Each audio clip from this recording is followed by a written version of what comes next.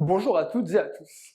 À travers cette capsule méthodologique, nous allons aborder la question de la revue de presse.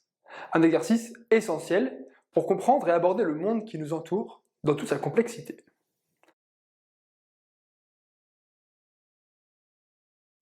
Une revue de presse, c'est un recueil, une sélection d'articles de presse regroupés autour d'une thématique définie.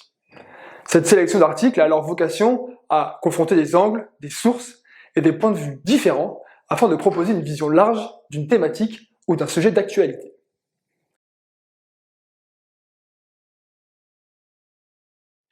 Une revue de presse a vocation à remplir principalement deux objectifs. Tout d'abord, il s'agit de recueillir une diversité d'articles suffisamment large pour explorer la diversité des traitements possibles et existants du sujet qu'elle aborde. Sans forcément prétendre à être absolument complète, une revue de presse constitue une sorte de tour d'horizon, un panorama.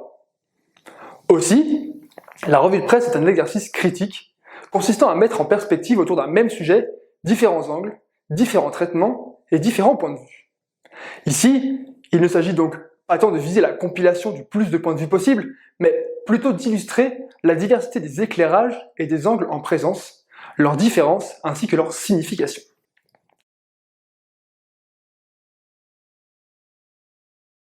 Dans chacun des deux cas, il convient de respecter une méthodologie rigoureuse afin de s'assurer d'un traitement du sujet qui soit le plus complet et qui permette la construction d'un regard critique pour le rédacteur de la revue comme pour son lecteur.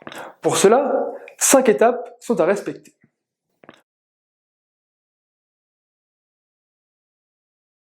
En premier lieu, il convient de délimiter le sujet que la revue de presse ambitionne de traiter. Un sujet trop large ou mal défini peut entraîner un traitement difficile et qui nécessiterait la collecte de trop nombreux articles. Pour ce faire, l'explicitation des termes du sujet, leur définition et l'arbitrage de la définition retenue entre les différentes définitions possibles est nécessaire. Par exemple, dans le cas d'un sujet sur l'objectif de développement durable numéro 13 de l'ONU intitulé « Mesures relatives à la lutte contre le changement climatique », le terme « mesure » peut être entendu au sens de mesures politiques, d'actions citoyennes, scientifiques ou encore d'avancées technologiques. Le terme changement climatique, quant à lui, recouvre une grande variété de situations, comme le réchauffement climatique, la montée du niveau des mers et des océans, ou encore le bouleversement des écosystèmes. Il convient donc de sélectionner celle qui sera la plus pertinente. De manière générale, une revue de presse n'a pas vocation à traiter sous tous les aspects des sujets aussi larges que le réchauffement climatique ou d'autres faits sociétaux ou événements internationaux. Pour traiter ces sujets de la manière la plus pertinente possible, il est donc nécessaire de faire des choix et de laisser de côté certains pans du sujet, bien qu'ils puissent s'avérer tout aussi intéressants.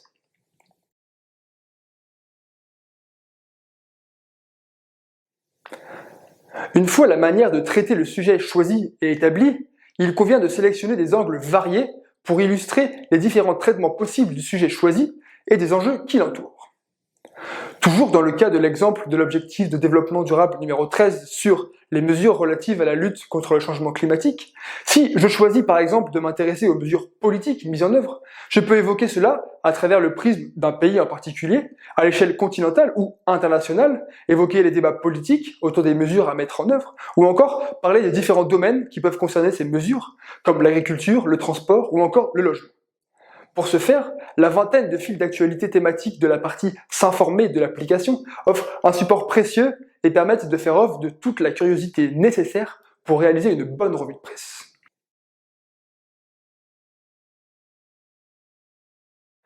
Parmi les angles variés sélectionnés, il convient ensuite de veiller à mobiliser des sources plurielles ainsi que des traitements et des points de vue variés et potentiellement contradictoires, et ce, afin de rendre compte des débats existants autour du sujet.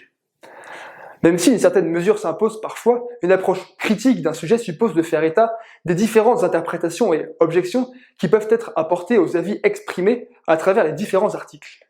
Pour ce faire, le kiosque disponible sous chaque article ainsi que le moteur de recherche de l'application permettent tous les deux de rechercher des articles abordant un même sujet mais issus de médias différents, et donc susceptibles de porter des avis et des points de vue contradictoires.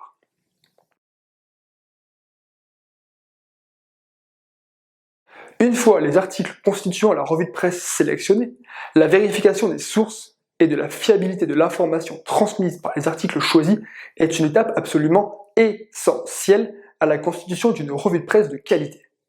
Pour ce faire, il conviendra, pour la personne qui réalise la revue de presse, de faire œuvre d'un esprit critique rigoureux, en questionnant pour chaque article la source des informations et des arguments qu'il expose, ainsi que l'honnêteté de sa présentation et de sa démarche.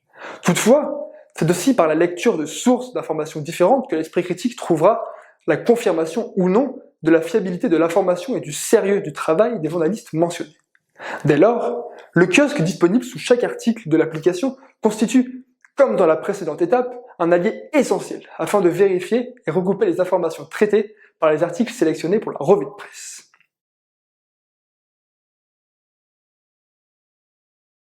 Une fois la revue de presse réalisée, et afin de pouvoir la partager, il convient enfin de décrire l'approche choisie et d'expliciter les choix réalisés dans l'encart de description prévu à cet effet dans la publication.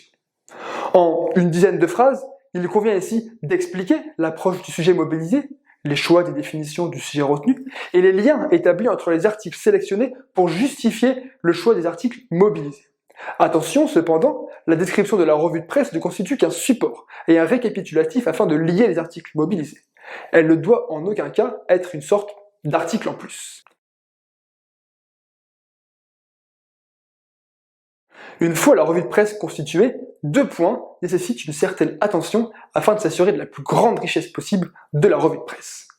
La première concerne les près de 600 sources de nature diverse et la vingtaine de fils d'actualité thématiques variés mis à disposition par l'application. C'est cette diversité de sources qu'il convient de mettre au service de sa revue de presse autant que possible en mêlant des sources traditionnelles les plus connues et les autres sources plus spécialisées pour s'assurer de la plus grande richesse de son travail. Une autre manière d'enrichir sa revue de presse réside aussi dans la mobilisation des articles traitant du sujet au sein de contextes géographiques et culturels extrêmement variés. En effet, la revue de presse s'enrichit davantage à mesure qu'elle tend vers une dimension universelle.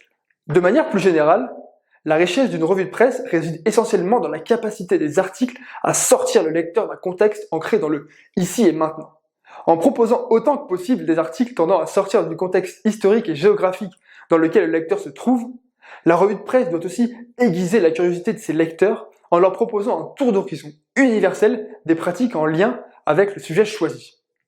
À votre tour, désormais, d'éclairer le monde de votre esprit critique et de votre curiosité.